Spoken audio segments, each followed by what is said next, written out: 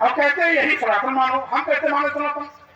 हम तो देखते हैं भारत में हो, चीन में हो, लंका में हो, जापान में हो, अमेरिका में हो, इंग्लैंड में हो, अफ्रीका में हो, ऑस्ट्रेलिया में हो, कहीं भी हो, बच्चा जहां पैदा होता है अपने माँ के पेट से पैदा होता है। तो माँ के पेट से बच्चा पैदा होता है, ये तो सनातन है। लेकिन मुंह से बच्चा पैदा हो, ये क्या है? ये कभी देखा क्या कि किसी के मुंह से बच्चा पैदा होते देखा आप लोगों ने? अगर किसी ने देखा तो हाथ उठा लो, किसी ने देखा हो तो, और नहीं देखा तो कोई बात नहीं। क्या किसी बच्चे को कभी किसी के हाथ से पैदा होते देखा है क्या? नहीं।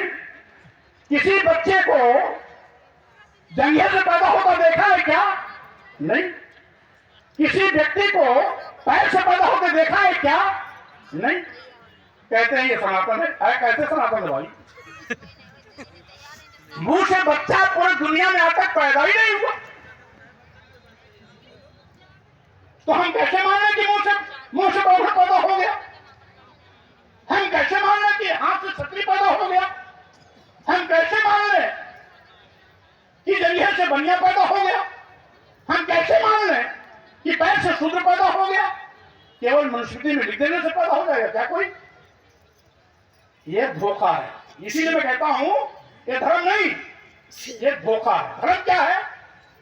मां के पेट से पैदा होना, यही धर्म है, यही सनातन है। तो जात पात छुआ ऊंच नीच सनातन नहीं हो सकता। ढोंग ढकोसला पाखंड सनातन नहीं हो सकता। स्वार्थ में बनाई गई नीति नीति सनातन नहीं हो सकता। सनातन धर्म को हम मानते हैं, लेकिन हमारा सनातन विज्ञान पर आधारित है, और आपका सनातन धोखे, झूठ और फरेब पर आधारित है। और इसीलिए साथियों मैं कहना चाहता हूं कि आज हमारे सामाजिक परिवर्तन के महापुरुषों ने जो लड़ाई लड़ी है, हमको उन्हीं के इस अभियान को आगे बढ़ाने का काम कर रहे हैं। हम कोई बात नहीं कर रहे, हम उसी बात को आगे बढ़ाने का बात कर रहे हैं कि भगवान बुद्ध ने कहा था, जो भी बुद्ध के अनुयायी हैं, भगवान बुद्ध ने कहा था कोई बात इसलिए मत मान लेना कि किसी बड़े धर्म ग्रंथ में लिखी हुई है। किसी बात को इसलिए भी मत मान लेना कि हमारे बड़े बूढ़ों ने इस बात को कही है। किसी बात को इसलिए भी मत मान लेना कि मैं स्वयं कह रहा हूं, बल्कि किसी की भी कही हुई बात, किसी के द्वारा सुनी गई बात, किसी धर्म ग्रंथ में पढ़ी गई बात को अपने दिमाग की कसौटी पर कसना, और उस कसौटी पर अगर वो खरा उतरे तब उसे मानना, अन्यथा मत मानना। यानी पहले जानो तब मानो। और धर्म के लोग क्या कहते हैं? नहीं, हम जो करें वो मानो। बुद्ध और अन्य में यही अंतर है। और धर्म के लोग कहते हैं जो मैं कर रहा हूं उसी को मानो। भगवान बुद्ध ने कहा था नहीं, मैं भी कुछ कहता हूं तो भी मत मानो। उसको कसौटी पर कसो, दिमाग बुद्धि की कसौटी पर कसो। अगर वो मानव कल्याण के लिए हितकारी है, उस बात से मानवता का कल्याण हो रहा है, मानवता मजबूत हो रही है, मानवता का सम्मान हो रहा है, तो उस बात को मानो, अन्यथा मत मानो। इसीलिए बुद्ध ने संदेश दिया भारत में, लेकिन दुनिया के 50 देश से भी ज्यादा आज बुद्ध के अनुयायी हैं। 50 से भी ज्यादा। रूस, सोवियत रूस, जो 100% कम्युनिस्ट देश था, चीन जो 100% कम्युनिस्ट देश था, आज चीन में 85% लोग बुद्धिस्ट हो गए। आज वो रूस नहीं, जापान का तो राष्ट्रधर्म ही बौद्ध धर्म है, लंका का तो राष्ट्रधर्म ही बौद्ध धर्म है। तमाम ऐसे देश है जहां का राष्ट्रधर्म आज भी बौद्ध धर्म है। मैं पूरे इतिहास में नहीं जाना चाहता, समय लंबा हो जाएगा, वैसे ही बहुत लंबा हो गया। मैं इतने कहना चाहता हूं कि साथियों, सोवियत रूस जो 100% कम्युनिस्ट था, आज वहां पर भी बड़ी तेजी के साथ बौद्ध धर्म का विस्तार हो रहा है। वहां इंडिया के लोग गए नहीं विस्तार करने, केवल उनकी विचारधारा को मानते हुए लोग। आज दुनिया के लोग ज्यादा से ज्यादा मानने लगे हैं, क्योंकि बुद्ध का धर्म, बुद्ध की कही गई बात, बुद्ध का विचार वैज्ञानिक है, ढोंग ढकोसला पाखंड से दूर है, मानवता का संदेश देने वाली है, समाज को करुणा मैत्री बंधुत्व के साथ जोड़ती है, समाज को बांटती नहीं है बल्कि समाज को जोड़ती है। इसीलिए बुद्ध के विचारों का विस्तार पूरी दुनिया में हो रहा है। इसीलिए साथियों, आज की इस अवसर पर मैं अपने आयोजक साथियों को बहुत बधाई और धन्यवाद देना चाहता हूं, जिन्होंने आज से 30 साल पहले यहां पर अशोक विजय धनदशमी और बौद्ध सम्मेलन की शुरुआत की थी। भाई रक्षाराम मौर्य जी ने, जिसमें यहां 200, 400, 500 लोगों के भीड़ का कार्यक्रम किया करते थे, मैं उसमें भी आता था। और जब आज लाखों का मजमा यहां इकट्ठा होने लगा तो भी मैं आता हूं। आज मैं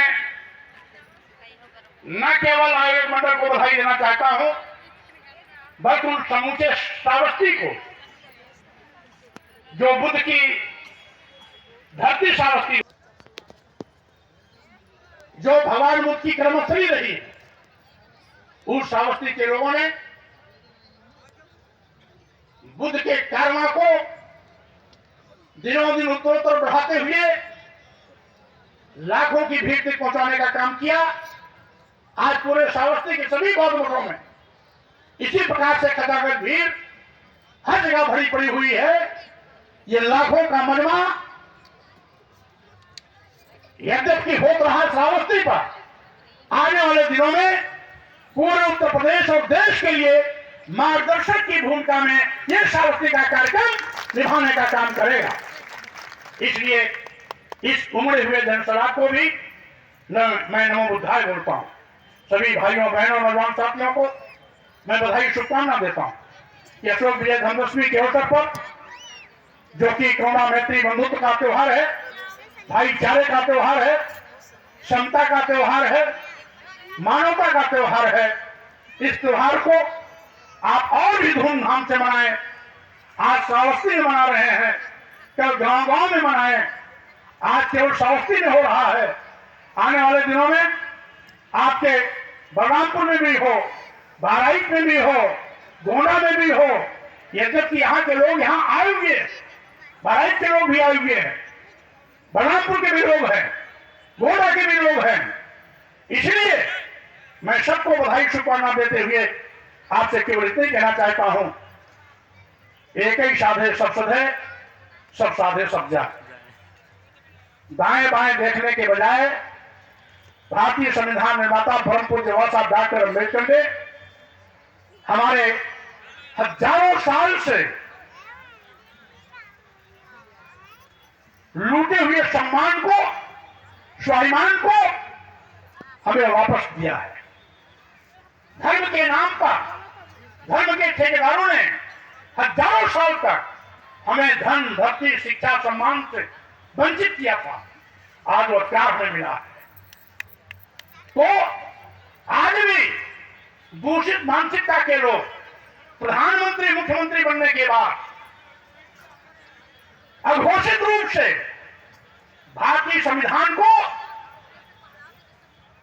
निष्प्रभावी करने की कोशिश कर रहे हैं। भारतीय संविधान के अनुच्छेद 15(4)(16)(4) के अंतर्गत हमारे दलित आदिवासी समाज के भाइयों बहनों को आरक्षण का अधिकार मिला। जब से डबल इंजन की सरकार आई, सरकारी नौकरियां तो गायब, और सरकारी नौकरियों के साथ साथ अगर यदा कदा कोई सरकारी नौकरी आ भी गई, विज्ञापन आ भी गया, तो कभी उसमें एससी का सफाया तो कभी एसटी का सफाया। अनुच्छेद 340 के अंतर्गत भारतीय संविधान ने प्रदेश और केंद्र सरकार को इस बात का अधिकार दिया कि आयोग समय समय पर आयोग का गठन कर सामाजिक शैक्षणिक पिछड़ेपन के आधार पर पिछड़ी जातियों को भी आरक्षण दे, जिसके तहत काला काले कर आयोग बना, रद्दी की टोकरी में चला गया। मंडल आयोग की सिफारिशें लागू हुई, 52 के बजाय मात्र 27% आरक्षण मिल रहा है। तो साथियों, उस आरक्षण को भी ये सरकार अलिखित रूप से शून्य करती जा रही है। यही नहीं, आज जब से सरकार डबल इंजन की बनी है, नौजवानों पर आफत का पहाड़ टूटा है। सरकारी नौकरियां गायब, करोड़ों नौजवान बेरोजगारी का दम झेल रहे हैं, महंगाई से आम जनता की कमर टूट गई। आज किसानों को लाभकारी मूल्य दिलाने का वादा करने वाली सरकार किसानों को लाभकारी मूल्य तो नहीं दिला पाई। अलबत्ते जब किसानों के खेत में उत्पाद पैदा होता है तो सरकारी क्रय केंद्र नजारा बिचौलियों के माध्यम से किसानों को अपना उत्पाद बेचना, गरीब किसानों के खेत में जाता है, घंटे 2 घंटे में चढ़कर बराबर कर देता है, और छुट्टा जानवरों के आपस में लड़ने से, एक्सीडेंट होने से तमाम नौजवान बूढ़े बच्चों की मौतें जो होती हैं वो अलग। जिन व्यापारियों ने डबल इंजन की सरकार बनाई, उनका दोहन पहले जीएसटी के नाम पर किया गया और अमूल्यों की हत्या की जा रही है। यही कारण है विपक्षी पार्टी के नेताओं के खिलाफ ईडी सीबीआई इनकम टैक्स का दुरुपयोग कर तथ्य एफआईआर कराए जा रहे हैं, उनको जेलों में डाला जा रहा है। और ये पहली ऐसी एक्सपर्ट सरकार है जिसने तमाम सरकारी विभागों को बेचने का पाप किया। जिन सरकारी विभागों में नौजवानों को सरकारी नौकरियां मिलने की उम्मीदें होती थी, ये डबल इंजन की सरकार ने उनकी उम्मीदों पर पानी फेरा। आप जानते हैं कि डबल इंजन की सरकार ने देश के सभी